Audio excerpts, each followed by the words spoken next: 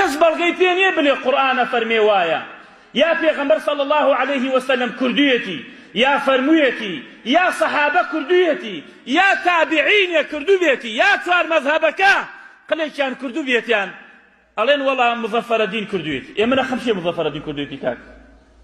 دینی من لە مەکۆلەوەکە وەرناگرم، دینی من قورئان و سنەتە، قسەی سەحابەیە، ئەوە تا سوێن ئەخوا. یەک ئاەت نییە ئەزانێ بۆچی دابەزیوە، بۆ مەولودیان نەکرد.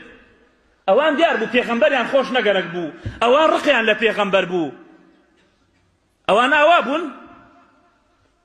فەدین مەخەڵەتن با خەڵکە زۆرش لەسەری بێ. ئافرەتێک دێ پانتۆڵ لە پایەتی لوقم مەبەخشێنێتەوە، چییە؟ وەڵام مەولید پێغەمبەر. یەکێتر تێ سەری ڕوتە شەربەتە بەخشێنێتەوە، وەڵام مەولید پێغەمبەرە. یەکێتر تێ لافیتە و وەرەقە هەڵەواسێ و ئەمجاکە لە ناو قوڕەکان لا ئیلاهە ئیلا الله محەممەد ڕەسوڵ الله خەڵک پا ناتەبانێ و ئەیهێنێت. ئەوە خۆشەویستی پێغەمبەرە صلی الله عليه وسلم. ساڵی جاری ئاوە ئیهانە بەو ئاەتانە بکرێ، ئەوە دین نییە براکانم.